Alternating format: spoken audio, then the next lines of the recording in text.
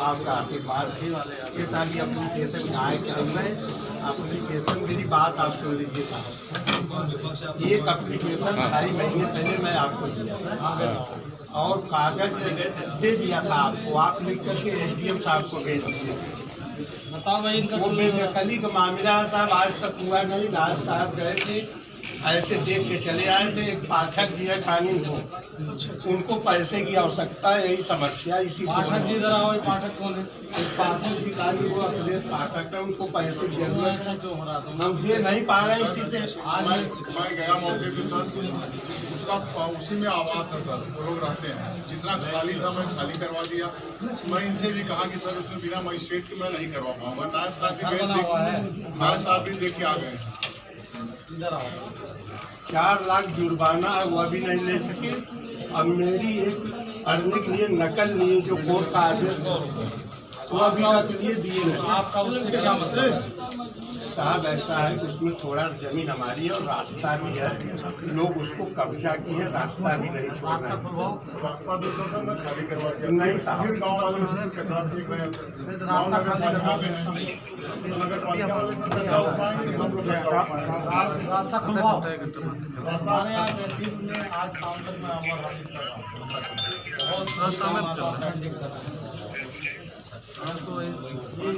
क्यों नहीं खत्म हो रहा? रास्ता में खाली करवा दिया। नहीं साहब, जबरी बतियाते हैं, हम लोगों को तंग करते हैं और शिकायत भी करते हैं। इनको पैसे की आवश्यकता है। पैसे की आवश्यकता मांगा है साहब? हाँ साहब, बिल्कुल साहब, झूठ नहीं बोल रहे हैं। 1000 पब्लिक के बीच में इन्होंने कहा कि यहाँ लेने किसी मंदिर में चलिए, कसम खा के मैं यही तुलसी पाती मंगा करके यही कसम खा लूंगा। गाय का सर उसमें मैटर है सर, भूमि जुमला नंबर है, आबादी है और रास्ता निकलवाइए है। इतने नहीं, मेरी नकल पढ़ने के लिए मांगे, मेरी नकल रख लिए, दिए नहीं साहब। इसके लिए मैं बहुत परेशान हूँ। पढ़ने के लिए मांगे ना, एक लाइन साहब पढ़ने के लिए था। देखिए बचाव मत करिए, हमको ओराना देने दीजिए जो किए अच्छा किए। मैं आपसे भी सिफारिश किया था। चलिए आप कागज साहब हम कल आके दे दें। बहुत संख्या दिए साहब, बहुत परेशान किए साहब। कहा जाए अगर कुछ बोला जाए तो अपमानित करे कोशिश करे थे। अरे वो पुराने खुलवा देना।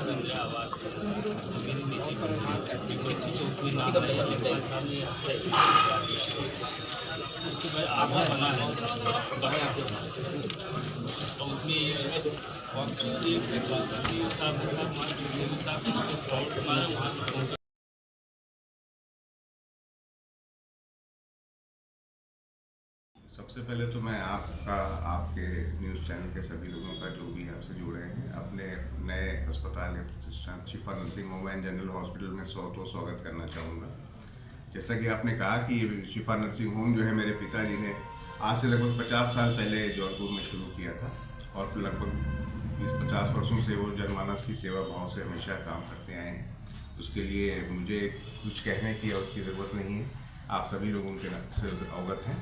तो उसी नाम को, उसी लेगेसी को हमने कंटिन्यू करते हुए उसी पुराने शिफा नर्सिंग होम के ठीक सामने एक तरह से समझिए ये नया अपना अस्पताल शुरू किया है शिफा nursing home and general hospital के नाम से।